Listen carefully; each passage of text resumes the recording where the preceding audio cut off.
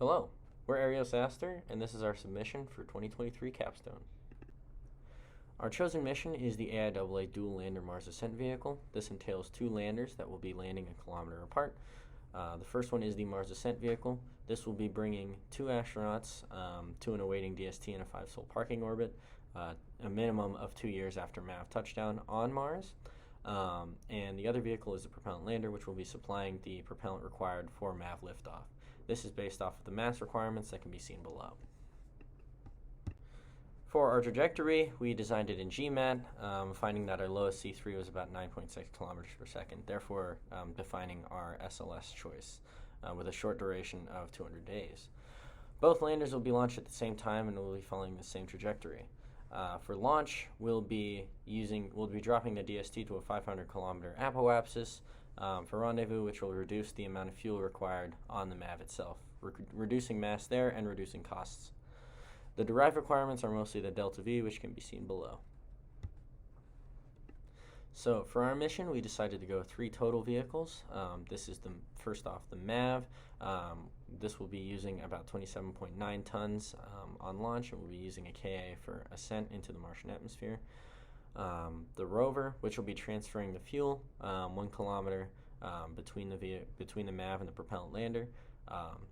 Because of how much fuel will be transferred, about 9.4 tons, this will happen about 10 times. It'll also be responsible for connecting the power umbilical from the FSP to the MAV. The last vehicle is the propellant lander, which will also house the FSP. This will have a total fuel and oxidizer mass for transfer and touchdown of about 13.7 tons. All communications will happen through UHF. This was the most reliable and got the job done without too much of a mass penalty.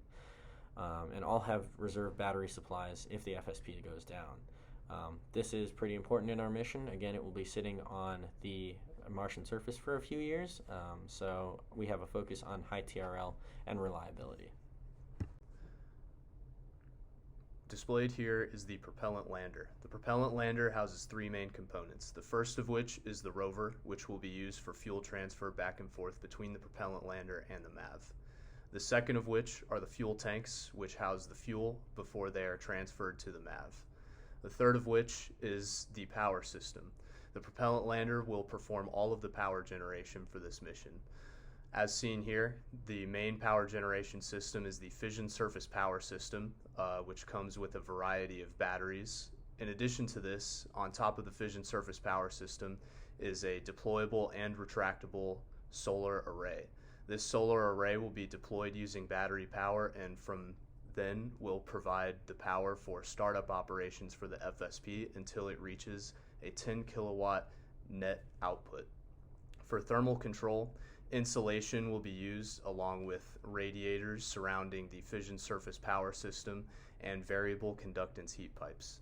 In addition, it will use UHF communications. Since this lander will not be leaving the surface of Mars, UHF is sufficient. For ADCS, we have 24 Aerojet Rocketdyne thrusters, and for propulsion, we have 3 modified OME engines capable of delivering 300 kilonewtons of thrust and weighing 124 kilograms each. Seen here is the propellant transfer rover.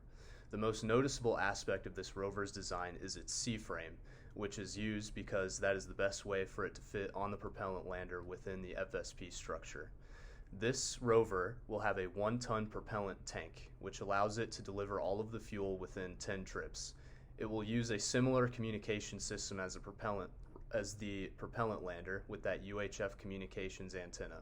It will also come with a multi-use robotic arm. This robotic arm will be primarily used for setting up the fuel pumps for fuel transfer and also for connecting cabling, which will provide the power to the MAV from the FSP power generation system. Displayed here is the Mars Ascent vehicle. This vehicle, instead of having its own power generation system, will be powered by a cable connection with the FSP system housed on the propellant lander. In addition to this, it will house redundancy batteries. It has plenty of room for this since it does not have its own power generation system. For about 30 hours after commencement of the entry, descent, and landing phase, This MAV will not have any connection to the FSP as the rover will not have been deployed yet. Thus, these batteries will provide all of the power for those roughly 30 hours. By the time it's connected, those batteries can then be charged to provide any excess power needed over what is being provided by the cable. In addition to its power system, it has thermal control, which is accomplished through insulation and heat pipes. Similarly to the rover and the propellant lander, it will communicate through UHF communications arrays. However, in addition to this, it will also house K-band communication for communication operations once it has exited Mars's atmosphere. It will have a similar CDH system as the propellant lander and rover, as well as a similar ADCS system as the propellant lander. In terms of propulsion, it has the same engines as the propellant lander, but it has 4 of them. Finally, in terms of ECLS, it utilizes an oxygen-nitrogen mixture, lithium hydroxide beds, nitrogen inert gas fire suppression system, and 2 identical independent loops.